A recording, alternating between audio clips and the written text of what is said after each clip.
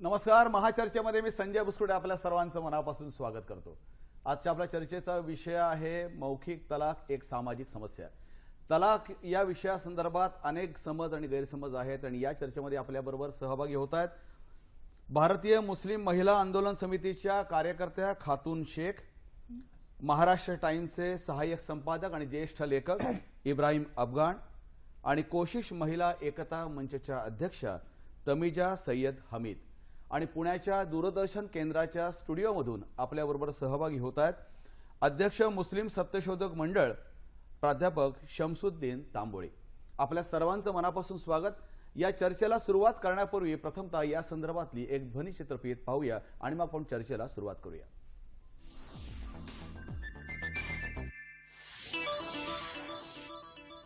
मेरी मुसलमान बहन, उसका क्या गुनाह? कोई ऐसे ही टेलीफोन पर 3 तलाक बोल दे और उसकी जिंदगी तबाह हो जाए? क्या मुसलमान बेटियों के हकों की रक्षा होनी चाहिए कि नहीं होनी चाहिए?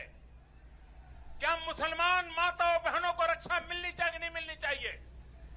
क्या मुसलमान बहनों को समानता का अधिकार मिलना चाहिए कि नहीं मिलना चाहिए? कुछ मुस्लिम बहनों ने अदालत में अपने हकों की लड़ाई लड़ी. सुप्रीम कोर्ट ने हमें पूछा कि आप भारत सरकार क्या कहती है.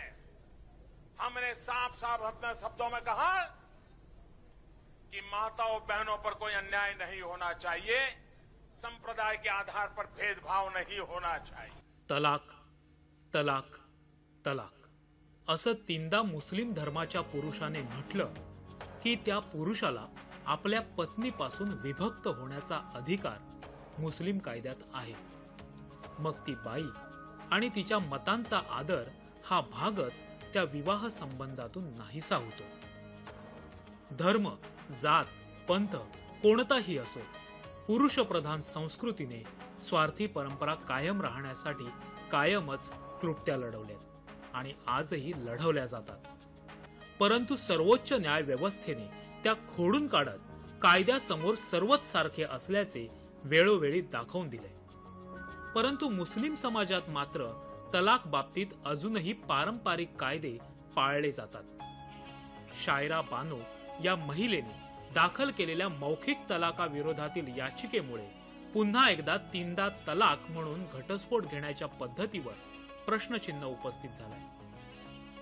अनेक मुस्लिम बहुल देशांमध्ये तलाक कायद्याच्या चौकटीत घेतला जात असतानाच भारतासारख्या सर्व धर्म समभाव मानल्या जाणाऱ्या देशात ही परंपरा अजून कायम का, असा प्रश्न पडतो. मुस्लिम शरीयत प्रमाणे जे नियम कायदे आहेत ते खरंच भारतीय घटनेप्रमाणे आहेत का, आणि आहेत तर ते मानवतेला धरून आहेत का, असे प्रश्न इतर धर्मियांच्या मनातही पडतात. समान नागरी कायदा लागू करून प्रत्येक भारतीयाला एकाच कायद्याच्या चौकटीत बसवायला हवे, नाहीतर केवळ सूट म्हणून भारतीय कायदा आणि धर्माची मक्तेदारी म्हणून शरीयत असं किती दिवस चालायचं. मौखिक तलाक हा मुस्लिम स्त्रियांचं आयुष्य उद्ध्वस्त करणारा आहे, हे सर्व मान्य आहे. परंतु त्याला कायद्याच्या चौकटीत आणण्यासाठीच आजची ही महाचर्चा.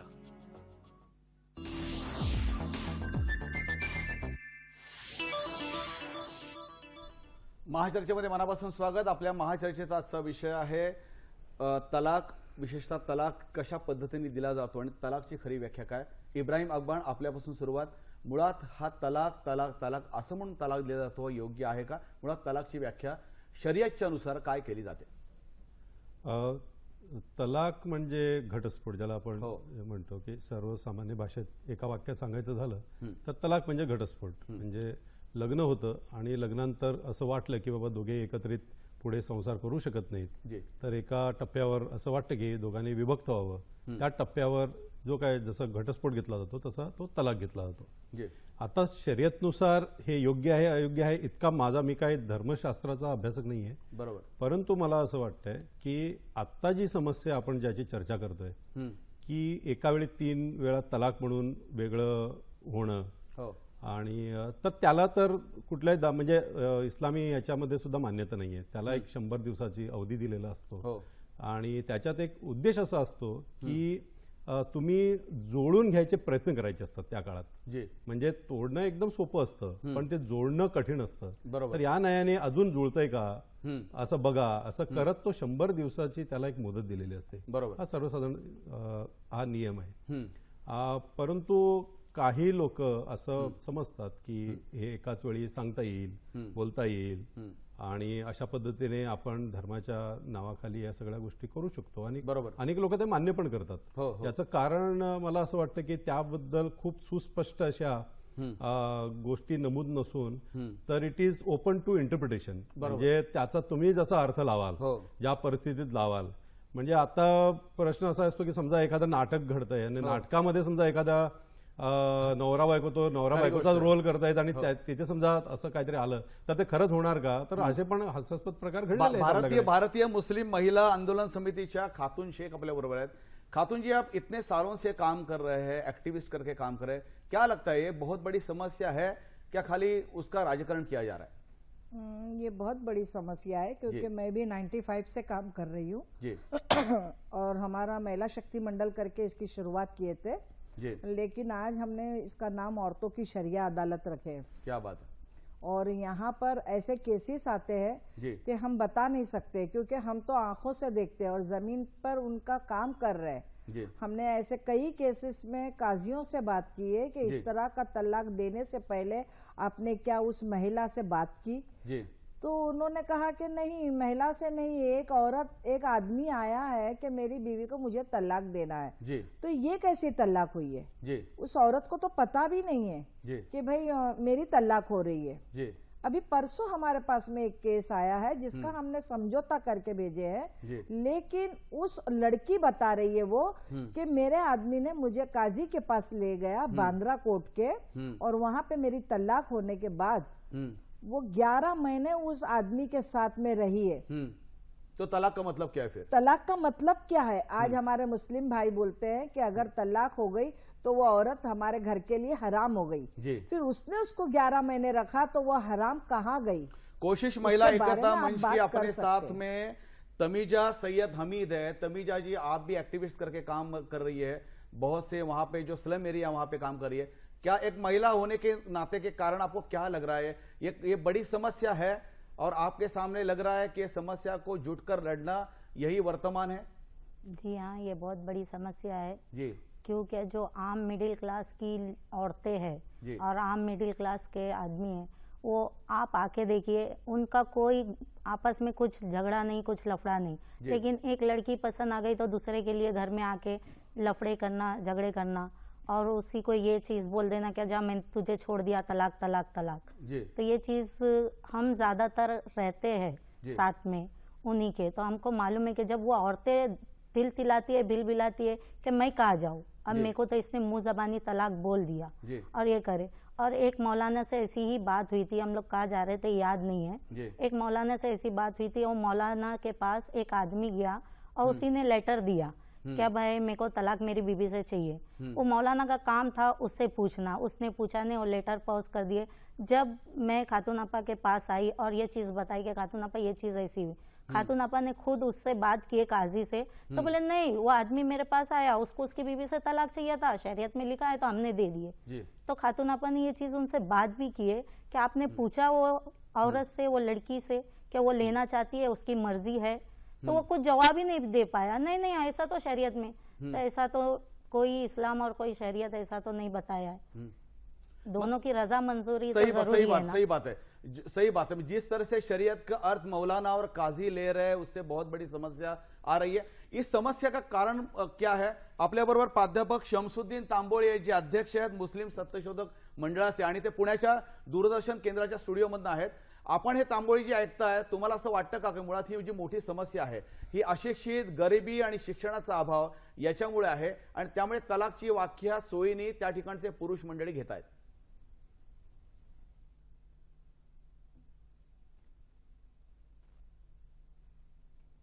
सर्वप्रथम मी इब्राहिम भाईंनी जे सांगितलं, खातून जुवेदा आपांनी सांगितलं, तमीजाने सांगितलं, हे सर्वजण एका मार्गाने विचार करणारे असे हे कार्यकर्ते आहेत. त्यामुळे या संवादातून एक चांगली सकारात्मक चर्चा होणार आहे, याबद्दल मला आनंद वाटतो. इब्राहिम भाई जे म्हणाले की तलाकचा अर्थ त्याने सांगितला. खरं म्हणजे तलाक हा जो शब्द आहे तुर्र या शब्दापासून तयार झालेला आहे, ज्याचा अर्थ होतो दावणीला बांधलेलं जनावर मुक्त करणं. म्हणजे तलाक हा जो विषय आहे तो अल्लाहला सर्वात नापसंत असणारा आणि मुसलमानांच्या दृष्टीने सर्वात पसंत झालेला अलीकडच्या काळातला हा विषय दिसतो. आता यामध्ये तलाक, आता आपली जी चर्चा चाललेली आहे मौखिक तलाकच्या समस्या अशी आहे. खरं म्हणजे ते मौखिक असू द्या, SMS द्वारा असू द्या, लेखी असू द्या किंवा वकिलामार्फत पाठवलेल्या नोटिसेद्वारा असू द्या, जोपर्यंत ते एकतर्फी असतं आणि महिलेचा विचार काय आहे, त्याचा आवाज काय आहे, त्याचं मत काय आहे हे विचारात घेतल्या जात नाही, तोपर्यंत ते अन्याय करणारच असतं. आणि त्याचबरोबर ज्या भारतामध्ये आपण राहत आहोत, भारताचे आपण नागरिक आहोत, या भारतीय संविधानाने सर्व स्त्री पुरुषांना समानतेचा अधिकार दिलेला आहे आणि या मूलभूत हक्कांची विसंगत जाणारी अशा प्रकारची ही एक तरतूद आहे. आणि म्हणून गेल्या 50 वर्षापासून मुस्लिम सत्यशोधक मंडळ या प्रथांच्या विरोधामध्ये काम करतोय. खऱ्यामध्ये एका अर्थाने जे इब्राहिम भाई जे म्हणाले की तलाके हसन जो एक महिन्याच्या अंतराने दिला जावा, ती 100 दिवसाचा अंतराने तो दिला जावा, हे जरी खरं असलं तरी जोपर्यंत तो पुरुषच देऊ शकतो आणि स्त्रीला अधिकारच नसतो तेव्हा तोपर्यंत ते एकतर्फीच असा असतो. ही सगळी जी प्रक्रिया आहे ही प्रक्रिया न्यायालयीन मार्गातूनच सोडवल्या जायला पाहिजे. खरं म्हणजे अदालत सुरू केलेली आहे, हे शरीयत अदालत मधून चर्चा होऊ शकते, समुपदेशन होऊ शकतो. आपल्याबरोबर शमसुद्दीन तांबोळी जे ते पुण्यावर नाहीत म्हणून काही सेकंद आपण त्यांच्यापर्यंत पोहोचण्यासाठी आपल्याला वेळ लागतोय. हम इस तरह से ये महाचर्चा में आगे चर्चा करते रहेंगे. आपण तत्पूर्वी क्षणभर विश्रांती पाहत राहा. महाचर्चा.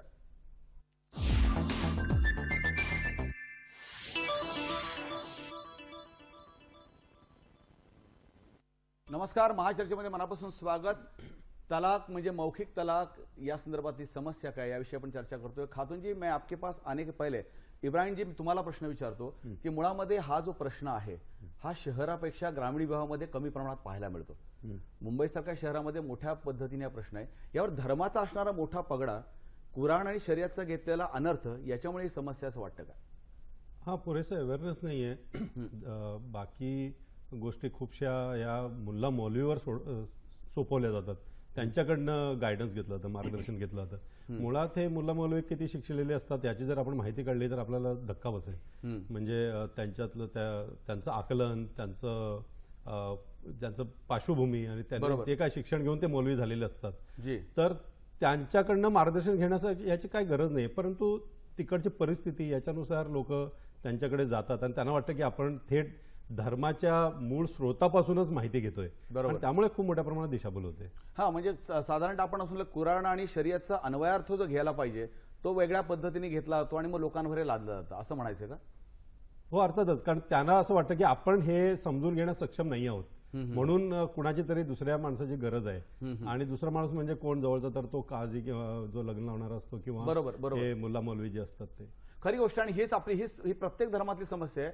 ज्या ज्या ठिकाणी ते गुरु किंवा प्रमुख असतात त्यांच्या आदेशाप्रमाणे सगळी मंडळी काम करतात. पण मुळामध्ये अशी काही पीडित माणसं आहेत ज्यांनी आम्हाला प्रतिक्रिया दिलेल्या आहेत की ज्यांना कशा पद्धतीने या तलाकच्या याला सामोरं जावं लागलं, त्यांच्या प्रथमतः आपण प्रतिक्रिया ऐकूया.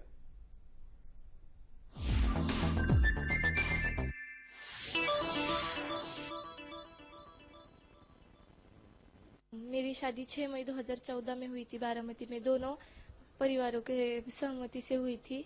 हमारी अरेंज मैरिज थी. शादी के बाद दूसरे दिन से मुझे सास ने तकलीफ देना चालू की. हर छोटी बात पर वो मुझे सताती थी, घर में तकलीफ देती थी, खाने पीने के चीज़ों से लेकर हर चीज़ को वो मुझे सताती थी.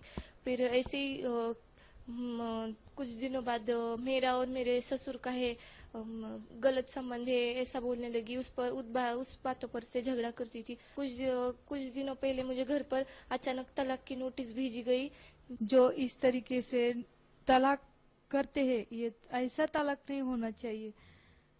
तुम पहले सब लोग बैठो बिठाओ, अगर उनका ना कोई रिश्ता जुड़ता हो तो तब उस तरीके से तलाक कराओ। अगर अचानक तलाक करेंगे तो मेरे बच्चे और मेरे बच्चों के जैसी बच्चों की जिंदगी बर्बाद होंगी, क्योंकि वो आप जिस घर में देते हैं उस घर में वो पहली बार जाती है, वो अपना घर, उसको कुछ मालूम नहीं होता है कि वो घर में क्या है क्या नहीं। वो नए घर को अपना घर बनाने को जाती है, लेकिन वहाँ के लोग उसे उस घर में उसको अपना जगह बनाने नहीं देते, तब भी वो कि माँ बाप की इज्जत के लिए वो अपना उस घर को अपना बनाने की कोशिश करती है।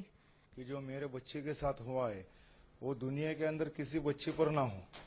तलाक देने का जो तरीका हमारे कुरान शरीफ के अंदर बताया गया है, आने वाले मेरे भाइयों ने और जितने भी शादी हुए जिनको जो कुछ भी अपनी बीवी से तकलीफ होंगी, तो उन्होंने पहले अपने उलमाओं से जाके मशवरा कीजिए कि तलाक देने का तरीका सही कौन सा है और गलत कौन सा है।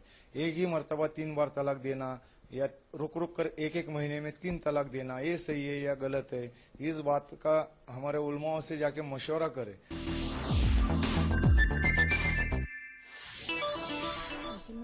हे जे कुटुंब होतं हे बागवान नावाचं कुटुंब होतं आणि त्यांची व्यथा आपण ऐकली। खातून जी आपको बताना पड़ेगा, ये बागवान जो है बारामती के थे, उनकी लड़की, उसके बाद में उसके पिता, उसके माँ ने वहां पे जो गुंजाइश की है, वहां पे उसका जो प्रश्न रखा है, क्या लगता है आपको सुन के?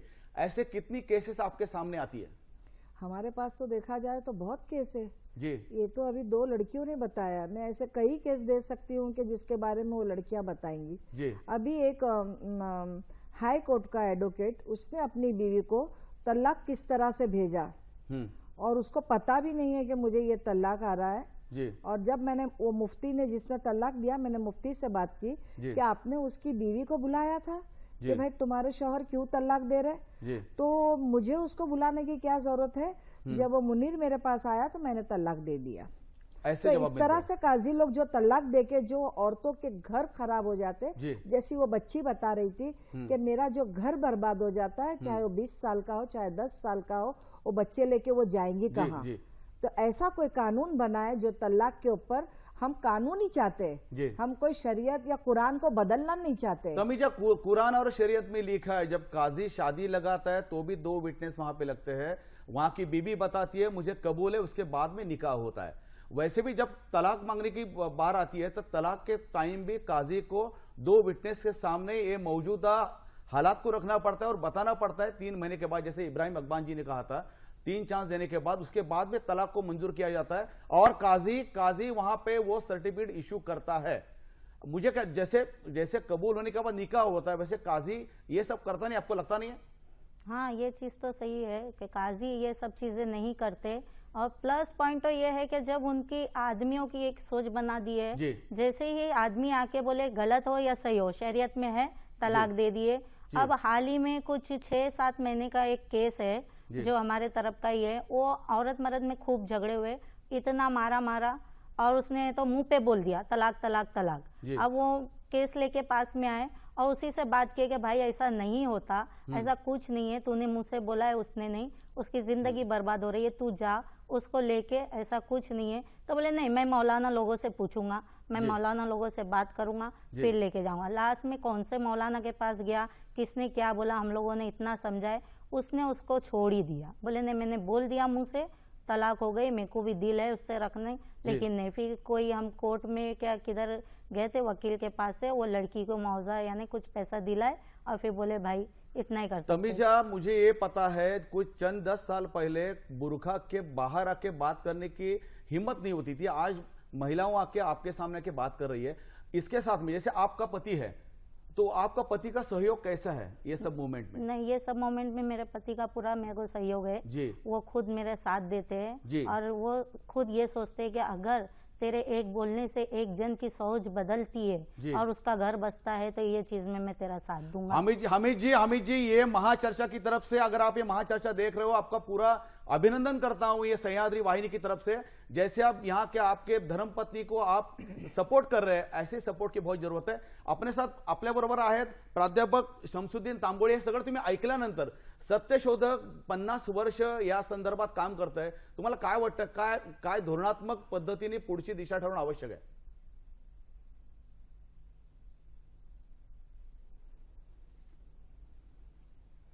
आतापर्यंत ज्या पद्धतीने चर्चा झाली, खरं 18वं वर्ष हे विवाहाचं वर्ष आहे, लग्नाचं वर्ष आहे, पण या वयामध्येच तलाक दिला जातोय।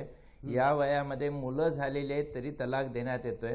2 दिवसापूर्वीच एक केस माझ्या ऐकण्यात आलेली आहे, अकोल्याची केस आहे। गजाला नावाची ती मुलगी आहे आणि तिचं 18व्या वर्षी लग्न झालं आणि दुसऱ्या दिवसापासून घरातून काढून टाकलेलं आहे।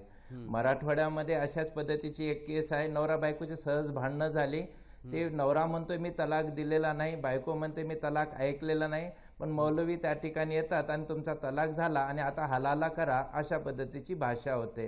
यावरती एकच उपाय आहे, मुस्लिम पर्सनल लॉ मध्ये सुधारणा केली पाहिजे। पंतप्रधानांनी जी घोषणा केलेली आहे, प्रतिज्ञापत्र सादर केलेलं आहे की यामध्ये एकतर्फी तलाक, बहुपत्नीत्व, हलाला सारख्या तरतुदी या संविधानात्मक तत्वांशी विसंगत आहेत आणि म्हणून या सगळ्या विसंगत तरतुदी काढून टाकल्या पाहिजेत। आणि आम्हाला शक्य झालं स्त्री पुरुष समता सर्व धर्मियांच्या साठी इंडियन फॅमिली लॉच्या स्वरूपामध्ये आपण जर कायदा करू शकलो तर ते भारतासाठी गरजेचं आहे। याच दृष्टीने आम्ही 26 नोव्हेंबर रोजी पुण्यामध्ये मुस्लिम महिला अधिकार परिषद राष्ट्रीय पातळीवरती घेत आहोत। लोकांचं शिक्षण करणं, कायदा काय हे सांगणं।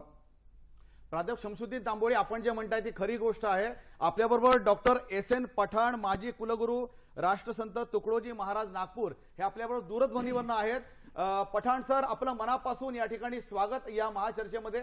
आपण सगळी चर्चा या ठिकाणी ऐकताय, हे ऐकल्यानंतर आपल्याला काय वाटतं, मुळामध्ये तलाकची शरीयतमध्ये असलेली एकूण प्रक्रिया आणि विसंगती पूर्ण घेतलेल्या अन्वयार्थामुळे असलेली समस्या, याबद्दल आपण काय बोलू शकाल?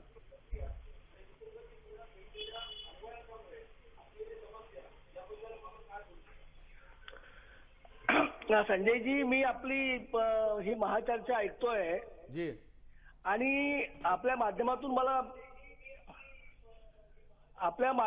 मला माझ्या समग्र मुस्लिम बांधवांना सांगायचं आहे की मुस्लिम बांधवांचा ज्या पवित्र कुराणवर अत्यंत श्रद्धा आहे, अशा या पवित्र कुराणमध्ये हा तोंडी तलाक 3 वेळा हा दिलेलाच नाहीये। बरोबर, म्हणजे हा जो तलाक रूढ झालेला आहे, तोंडी तलाक, हा पवित्र कुराणच्या विरोधातील आहे। याचा इतिहास असा आहे की एकेकाळी आणि हजरत पैगंबरांच्या हयातीमध्ये एका पुरुषानं आपली पत्नी एका परपुरुषाबरोबर कुकर्म करताना त्यांनी पाहिलं आणि त्वेषाने त्यांनी तलाक तलाक तलाक असं म्हटलं। आणि जेव्हा हजरत पैगंबराने जाऊन सांगितलं तेव्हा ते रागाने उठून उभे राहिले आणि म्हणाले, अरे हे तर पवित्र कुराणच्या विरोधी आहे। याचा अर्थ असा की हा तलाक जो रूढ झालेला आहे तो पवित्र कुराणच्या विरोधी आहे, हे आधी मुस्लिम बांधवांनी समजून घेतलं पाहिजे। आणि ग्रामीण भागामध्ये तर फार वाईट अवस्था आहे। हो हो, कारण मी ग्रामीण भागातून आलेलो आहे। बरोबर, इथे तर मौलाना आणि काजीकडे सुद्धा लोक जात नाहीत। बरोबर, आणि तो नवरा केवळ तू मला आवडत नाही, तुझा रंग काळा आहे किंवा तू नीट बोलत नाही, नीट वागत नाही, अशा पद्धतीने त्याला तलाक तलाक तलाक म्हणतो। पठाण सर, आपण ग्रामीण विभागातून आहात, आपण एका विद्यापीठाचे कुलगुरू होतात, या संदर्भात काय भूमिका घेणं आवश्यक असं वाटतं तुम्हाला? नाही, मला असं वाटतं की याच्यामध्ये जर बदल करायचा असेल तर हा बदल आपण जे धर्माचा प्रसार किंवा प्रचार किंवा जी धर्माचं काम करणारी मंडळी आहे त्यांच्याकडून हा होणार नाही कदाचित। तर याच्यामध्ये जे बुद्धिजीवी आहेत, म्हणजे मुस्लिम बुद्धिजीवी, कारण जेव्हा एखादा रिफॉर्म करायचा असतो, जेव्हा एखादी पद्धत चुकून पडते कुठल्या धर्मात, तर हा रिफॉर्म फक्त मुस्लिम बुद्धिजीवी करू शकतात। आणि म्हणून आता लवकरच आम्ही विश्वशांती केंद्र आळंदी पुणे याच्या वतीनं 10 डिसेंबरला जेव्हा वर्ल्ड ह्युमन राईट डे आहे, आम्ही एक अखिल भारतीय स्तरावरची मुस्लिम बुद्धिजीवीची परिषद बोलवलेली आहे आणि त्याच्यामध्ये आम्ही हा विषय दिलाय की role of Muslim intellectual in educating the masses about the real teaching of इस्लामची रिअल टीचिंग काय आहे. आज रिअल टीचिंग आणि प्रत्यक्ष मुस्लिम माणूस जो वागतो याच्यामध्ये प्रचंड मोठा फरक बदल झालेला आहे आणि त्यामुळे हा शांतीचा धर्म हा बदनाम होतोय. आणि म्हणून मला असं वाटतं की ह्या तोंडी तलाकमुळे स्त्रीची फार मोठी ससेहोलपट होते. डॉक्टर पठाण सर, आपण या कार्यक्रमात सहभागी झालात, आपल्याला मनपूर्वक शुभेच्छा देतो. आपल्या परिषदेला आपल्यासारख्या बुद्धिजीवी मंडळांनी अशा ठिकाणच्या चळवळीमध्ये झोकून काम केल्यानंतरच खऱ्या अर्थाने ही पुढची चळवळ समृद्ध होईल. आपल्याला निश्चित उत्तर भविष्यात मिळेल आणि मतपरिवर्तन करण्यासाठी ही चळवळ आवश्यक है. Thank you sir, thank you, धन्यवाद. खातून अपा, आप मुझे बताइए, जो अभी पठान जी ने यहाँ पे बताया उसको मद्देनजर रखते हुए हमको ये ध्यान में आ रहा है कि शरीयत, कुरान, उसके बाद में अभी यहाँ पे जो तलाक, ये तीनों की व्याख्या देखी जाए तो आपको क्या लग रहा है मुस्लिम पर्सनल लॉ बोर्ड जो है वो किस तरह से काम कर रहा है, अगेंस्ट है, उसके साथ में है? मुस्लिम पर्सनल लॉ बोर्ड कुरान को लेके ज्यादा बात नहीं कर रहे, वो शरीयत को लेके ज्यादा बात कर रहे हैं. अगर देखा जाए तो जो कुरान में जो औरतों को जो हक दिए गए हैं ये कोई कम नहीं है, लेकिन उसके बारे में वो चर्चा बिल्कुल नहीं करेंगे क्योंकि वो मस्जिद में भी जो बयान होगा वो औरतों के खिलाफ ही होता है, वो औरतों के हक में नहीं होता है. ये शरीयत की बात करते हैं, लेकिन शरीयत में क्या है वो तो बताइए. शरीयत एक कानून है, हम भी कानून बनाने की बात बोलते हैं. मैं ये बात फिर बोल रही हूँ कि जो हमारे कुरान में जो अल्लाह ने हमको हक दिया है, जैसे तलाक के हसन, वो कानून बनाया जाए कि औरत को अगर तलाक देना है तो उसको पहले महीने से एक तलाक हो, दूसरे महीने में उसको सोचने का, बैठ के बात करने का मौका मिले, तीसरे महीने में भी अगर वो नहीं समझते फिर लोगों को बिठा के भी बात करना चाहिए ताकि वो औरत का घर बचे.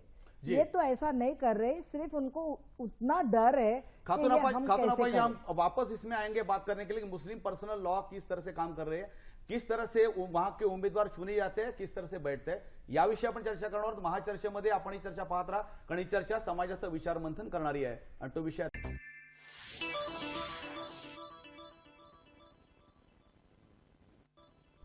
महाचर्चेमध्ये स्वागत. तमीरा जी, मैं आपको एक सवाल पूछना चाहता हूँ. जिस तरह से अब मूवमेंट चला रही है स्लम एरिया में, तो आपके साथ में कितने मर्द, कितने पुरुष लोग आपके साथ में जुड़कर काम कर रहे हैं? मेरे साथ में ऐसा है कि जो एक मुंबई कर फाउंडेशन है, वो पूरा ग्रुप है और वो अच्छी तरह से दीनी मालूमात रखता है, शरीयत ज़्यादा उनको मालूम है, वो अपने साथ जुड़े हैं. और एक 7 सुल्तान ग्रुप है जो अच्छा बड़ा ग्रुप है वो लोगों का, और अच्छे यही सब चीज़ों में, नशा में, ये सब चीज़ों में वो लोग साथ देते हैं. अगर ऐसी कोई बात होती है तो वो चीज़ों के लिए मेरे साथ रहते हैं और मेरे तरफ से लोगों को बोलते हैं कि भाई ये चीज़ इन लोग मना नहीं कर रहे.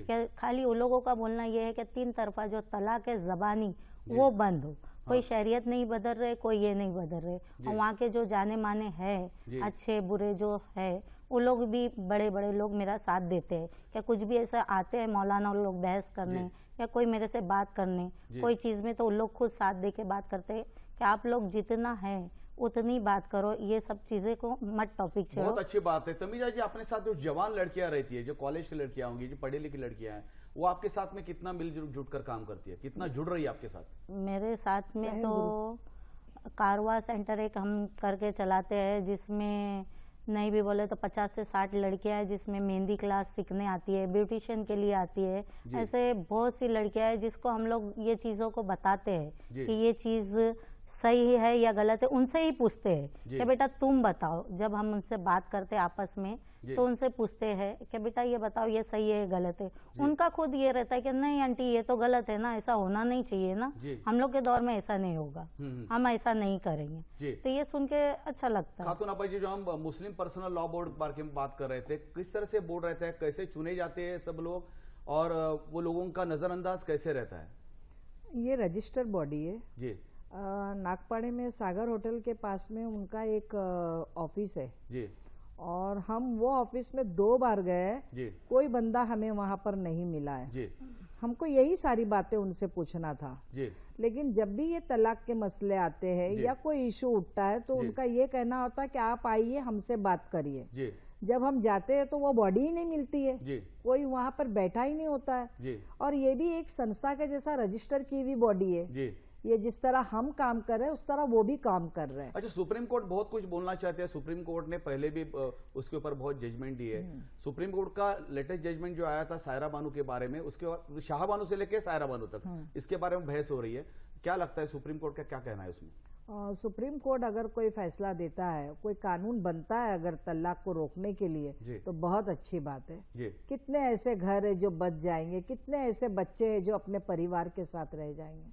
हमें तो बहुत अफसोस होता है कि ये इनको क्यों नहीं दिखाई देता है, ये मुस्लिम पर्सनल लॉ बोर्ड क्यों नहीं देख पा रही है कि ये बनना चाहिए। और जब से इन्होंने ये चर्चा निकाली है कि नहीं तलाक अगर आदमी ने मुझसे कह दी, एक तो वो गुनाह है, अगर कह दी तो वो हो गई। तो ऐसे कई आदमी और अभी कई ऐसे केस आ रहे हैं कि जो आदमी दे रहा है तलाक, वो डर भी नहीं रहा है। खातून, ये हम देख रहे हैं, मतलब जैसे अनपढ़ लोग हैं उनके साथ में जो व्यवहार हो रहा है, वैसे उच्च शिक्षित लोग हैं जो अपने वकील की केस कही थी उनके बारे में हो रहा है। इब्राहिम अकबर, मला सांगा, यामध्ये माध्यमांची भूमिका जेवढी असायला हवी, जेवढ्या पॉलिटिकल बातम्या आपण छापतो तेवढ्या माध्यमांची भूमिका त्यात नाही असं वाटतं का? माध्यमांनी त्याला बातम्याला स्थान द्यायला पाहिजे असं देत नाही असं वाटतं तुम्हाला? त्याबद्दल एक 2-3 गोष्टी आहेत मी सांगतो। एक म्हणजे माध्यमांना काय हवं असतं की आता तात्कालिक घडलेली आता चालणारी बरोबर काहीतरी ते घडलं पाहिजे, बरोबर टीआरपी, कोणीतरी पडला पाहिजे, कोणाला तरी मारलं पाहिजे, म्हणजे असं ते थोडं त्याचं स्वरूप झालेलं आहे। त्यामुळे त्याचं अटेन्शन लगेच त्या घटनेकडे जातं। हे एक आहे। दुसरी गोष्ट, पण मला दुसरी बाजू असं वाटतं की वैचारिक पातळीवर प्रसार माध्यमे ह्याच्या बाजूने उभी आहेत। म्हणजे हे जे सकारात्मक बदल या महिला सगळ्या उभ्या राहिल्या त्याच्या बाजूने उभा आहे, वैचारिक त्यांचा सगळ्यांचा पाठिंबा आहे। तिसरी गोष्ट एक मला वाटते की माध्यम आणि हे जे लोकांपर्यंत हे माध्यमातनं गेलं पाहिजे त्याच्यामध्ये खूप मोठी दरी आहे। म्हणजे हे लोक बरेचसे अशिक्षित वगैरे असल्यामुळे त्यांचं मुख्यतः माध्यमाकडे म्हणजे मनोरंजन, टीव्ही वरचं मनोरंजन बघणं असा संबंध असतो। वृत्तपत्र वाचणं, बातम्या बघणं हा फार संबंध त्यांचा येत नाही। फार आला तर ते व्हॉट्सअपवर जे काय खोटं नाटं जे काय फॉरवर्ड होतं त्याच्यापुरता त्यांचा संबंध राहतो। तर हा गॅप कसा भरायचा हा एक खरं तर माध्यमापुढचं एक मोठं आव्हान आहे खरं तर। म्हणजे हे माध्यमांचा जो आता म्हणजे व्हॉट्सअप आहे, फेसबुक आहे, ट्विटर आहे, याचाही वापर करणं आवश्यक आहे। तत्पूर्वी आपल्याबरोबर आहेत भारतीय मुस्लिम महिला आंदोलन समितीच्या प्रमुख नूरजहां सफिया निहाज, या आपल्याबरोबर दूरध्वनीवर आपल्याबरोबर आहेत। सफिया जी, नूरजहां सफिया जी, आपका ये प्रोग्राम में महाचर्चा में मनपूर्वक स्वागत है।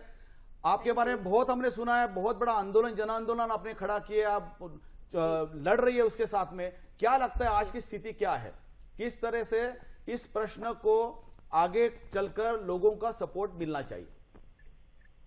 लोगों का सपोर्ट ऑलरेडी है क्योंकि बहुत सारी महिलाएं जो परेशान है और जिनका इस तरह से तलाक हुआ है या जो पीड़ित है वो ऑलरेडी बड़ी तादाद में आवाज उठा रही है और हमारे साथ जुड़ी है।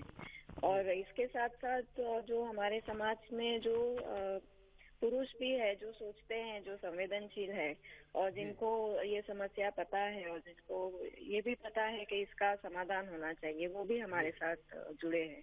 तो एक बड़ी तादाद में हमें सपोर्ट जरूर है। और सबसे अच्छी बात यह है कि जो विक्टिम्स हैं, जो पीड़ित है, वो खुद आज बाहर आकर अपनी बात रख रही है। तो नूरजहां जी, ये नहीं लग रहा है आपको कि ऐसे मास मूवमेंट करने के लिए अभी ये जो प्रश्न है तलाक का, ये खाली मुस्लिम बांधवों के लिए है, बाकी जो हिंदू के लोग हैं, बाकी धर्म के जो लोग हैं, उसमें जुड़ना चाहिए, उनको आप अपील करना चाहिए कि एक मास मूवमेंट बने? हाँ जरूर, सभी तबके के लोग जो सामाजिक न्याय में विश्वास रखते हैं, जो समानता में विश्वास रखते हैं और जिनको लगता है कि सभी महिलाओं को उनके अधिकार मिलने चाहिए और खासकर मुस्लिम महिलाओं को भी उनके जो अधिकार निहित है, उनके धर्म में जो निहित अधिकार उनके हैं और जो संविधान से जुड़े हुए अधिकार हैं, वो उसे मिलना चाहिए। जिस किसी को भी लगता है कि इस लड़ाई में जुड़ना है वो जरूर जुड़ सकते हैं क्योंकि उसी से ताकत बढ़ेगी और उसी से महिलाओं को भी ताकत मिलेगी ये पूरी लड़ाई में। नूरजहां, जब ये काम करती है, आपके रिश्तेदार, सगे रिश्तेदार जो रहते हैं, आपके माँ बहन रहेंगे, सब कुछ लोग रहते हैं, क्या उनकी रिएक्शन क्या रहती है? आपको सपोर्ट करते हैं वो लोग? हाँ, क्या आपको घर में उनके साथ पहले जुड़ना पड़ता है? नहीं, बहुत सपोर्ट है, घर से भी सपोर्ट है और जहाँ हम काम करते हैं जिन जगहों पर वहाँ से भी सपोर्ट है। वही मैं कह रही हूँ, जिनको समानता और न्याय में विश्वास है और जो ये मानते हैं कि मुसलमान औरतों की लड़ाई वाजिब है और उनको उनके अधिकार मिलने चाहिए, तो चाहे घर में हो चाहे बाहर हो, काफी तादाद में लोग सपोर्ट कर रहे हैं। नूरजहां जी, मैं आपको एक सवाल पूछना चाहता हूं। जो मुस्लिम धर्मियों में जो अपने जवान लड़के लड़कियां हैं, पढ़े लिखे लोग हैं, ये जन आंदोलन में जुड़ना बहुत जरूरी है, वो बहुत मात्रा में जुड़ नहीं रहे हैं, इसके लिए क्या करना पड़ेगा? इसके लिए तो उनको भी थोड़ा 2 कदम आगे बढ़ाना पड़ेगा, क्योंकि हम जिस समाज से जुड़े हैं हम तो आ ही रहे हैं आगे। जो पीड़ित समाज से महिला जुड़ी है, जो गरीब है, जो बस्तियों में रहती है, गांव में रहती है, वो भी कहीं पर एक कदम उठा रही है, बाहर आ रही है। और जो पढ़े लिखे समाज के जो हमारा तबका है, जो जिनको ज्यादा जानकारी है, जिनकी उंगलियों पर पूरी दुनिया भर की जानकारी उपलब्ध है, उनकी शायद जिम्मेदारी भी थोड़ी ज्यादा बनती है कि वो आगे आए, और खासकर नौजवान तबका, क्योंकि जो मूल्यों की हम बात करते हैं, उसूलों की बात करते हैं, इक्वालिटी की बात करते हैं, जस्टिस की बात करते हैं, संवैधानिक उसूलों की बात करते हैं, और खासकर जो हम ये मानते हैं कि हमारे मजहब के अंदर जो हमारे उसूल है, बराबरी की जो बात इस्लाम में हुई है, जेंडर इक्वालिटी की बात जो इस्लाम हमेशा करते आए हैं एज अ रिलीजन, ये बातें हमारे नौजवानों को पता होनी चाहिए और वो बाहर आना चाहिए। नूरजहां जी, आप राज्य शासन और केंद्र शासन की तरफ से क्या चाहती है? उनका रोक किस तरह से होना चाहिए? क्या उनको रवैया लेना चाहिए? और कोई भी सरकार हो, चाहे केंद्र की हो चाहे राज्य की हो या किसी भी पार्टी से जुड़ी हो, उनसे एक रिक्वेस्ट है कि ये मुसलमान औरतों के जो कानूनी मसले हैं उसको पॉलिटिसाइज ना करें, उसको कम्युनलाइज ना करें, क्योंकि उससे उन्हीं का नुकसान हो रहा है, मुस्लिम औरतों का ही नुकसान हो रहा है। तो एक नूरजहां जी, आपको धन्यवाद देता हूं इस प्रोग्राम में जुड़ने के लिए, क्योंकि आप जैसे लोग काम कर रहे हैं, इसलिए प्रश्न को लेकर सर्वसामान्य आम आदमी में बहुत बड़ी जनजागृति हो रही है। आपके आगे चलने वाली पूरी वाटचाल के लिए हमारी तरफ से मनपूर्वक शुभेच्छा। आपल्याबरोबर शमसुद्दीन तांबोळी जी, तुम्ही सांगा, हे सगळं ऐकल्यानंतर खऱ्या अर्थाने असं जनआंदोलन उभं राहण्याकरता सर्व संघटनांनी, वेगवेगळ्या लोकांनी एकत्र येऊन मोठं जनआंदोलन उभं करण्याची गरज तुम्हाला आता वाटत नाही का? तुम्ही 50 वर्ष तुमची संस्था काम करते, भारतीय स्वातंत्र्याला फक्त 68 वर्ष झालेत।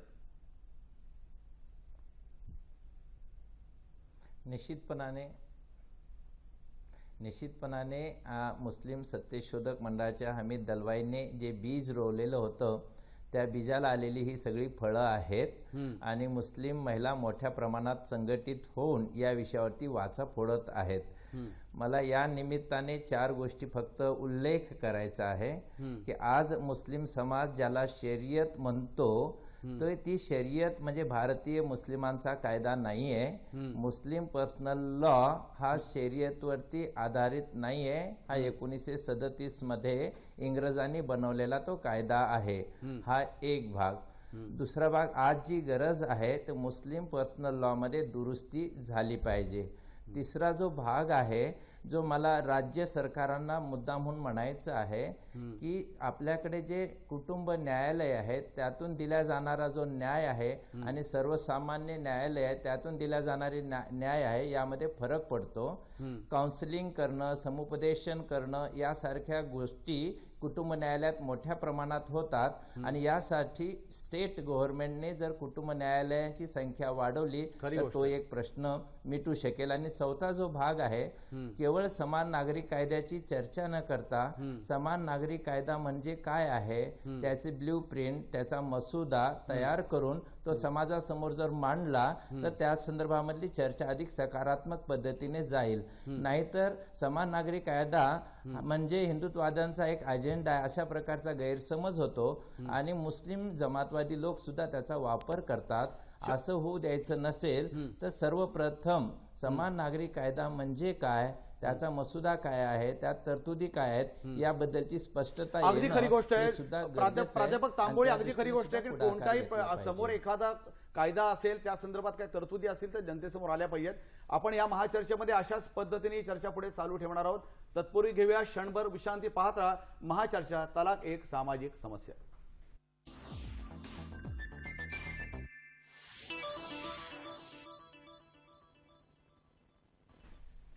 महाचर्चा में पुनः एकदा स्वागत। खातून अपा जी, मुझे ये बताइए कि ऐसे बहुत सी मुस्लिम स्त्रियां जो है वहां पे जाके, औरतें जो है पुलिस स्टेशन में जाके अपना कंप्लेंट वहां पे रखती है।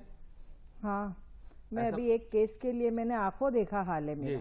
इतनी औरतें, मैं तो सोच में पड़ गई और एक औरत से पूछा कि आप लोग क्यों आए। कहाँ की घटना है ये ट्राम्बे पुलिस स्टेशन जी।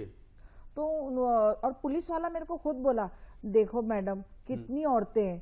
तो मैंने कहा कि यही औरतें बोलती है कि हमारा कोई ऐसा मसला नहीं है, फिर यहाँ चौकी में क्यों है जी। तो उसमें से एक औरत बोली कि नहीं, हमारे ऐसे परेशानी है लेकिन हमने तो ऐसा नहीं बोला है। तो आज जब इन लोग इतनी बात कर रहे हैं कि कोई ऐसा औरतों का मसला नहीं है, फिर औरतें पुलिस स्टेशन में क्यों आ रही है जी। अभी हम कल्याण के कोर्ट में गए, वहां भी पूरी मुस्लिम महिलाएं हमारी जी।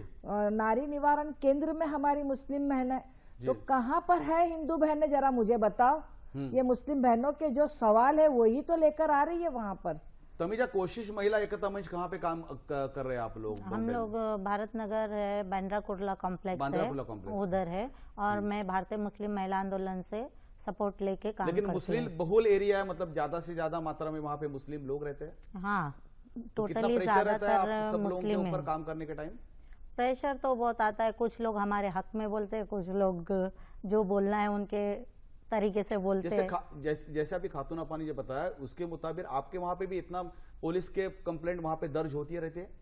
पुलिस कंप्लेंट का तो ज़्यादा मेरे को मालूम नहीं है, क्योंकि मैं ज़्यादा पुलिस चौकी नहीं, क्योंकि ज़्यादातर मैं जो है आपस में ही देख के बात करके समझाने की कोशिश में रहती हूँ। लेकिन जो समझ गए ठीक है, नहीं तो फिर खातून आपा के इधर लाके भारतीय मुस्लिम महिला आंदोलन में केस देती हूँ कि देखिए ये ऐसा हो रहा है। खातून आपा जी, आपके ऊपर भी बहुत दबाव होगा, इतना जो आप काम कर रही है, तो ये दबाव को कैसे सहन कर पाती है आप, कैसे लड़ रही है आप? देखो, दबाव होगा ये मैं जानती हूँ, मैं आज 25 साल से काम कर रही हूँ और हम उन लोग वो औरतों को देखे तो हम ऐसे प्रेशर से डरेंगे नहीं, क्योंकि हम उनके हक के लिए हम लड़ेंगे चाहे मरेंगे, लेकिन हम जरूर लड़ेंगे। और ये कानून जो भी है, चाहे वो हमारे घर में बच्चों पे प्रेशर डाले, चाहे कुछ भी करे, लेकिन जो हक है वो स्त्रियों का, वो उसे मिलना चाहिए।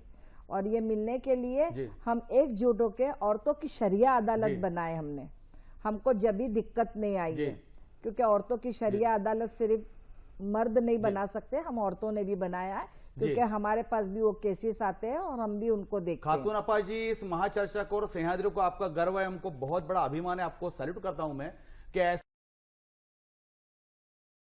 आपके साथ रहेंगे।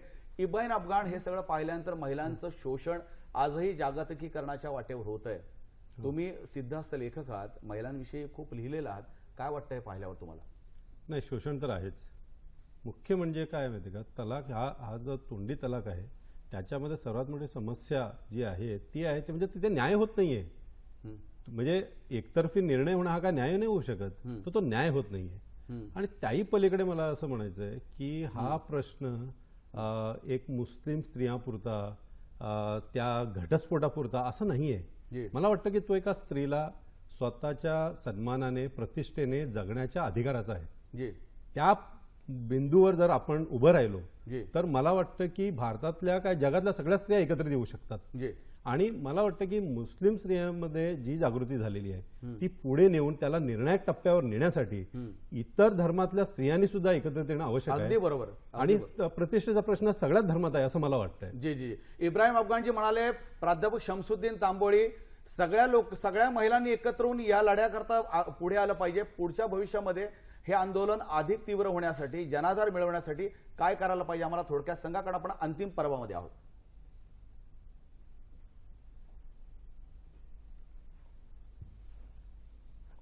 हां, बरोबर आहे। आता ज्या पद्धतीने मुस्लिम समाजामध्ये मुस्लिम पर्सनल बोर्ड आणि यासारख्या जमातवादी संघटना सह्यांची मोहीम घेऊन आम्हाला मुस्लिम व्यक्तिगत कायद्यात बदल नको आहे आणि आमच्या शरीयतला हात लावायचं नाही, अशा प्रकारची एक मोहीम चालू होऊन जागोजागी त्या पद्धतीने एक प्रकारचं दिशाभूल करण्याचा प्रयत्न होत आहे।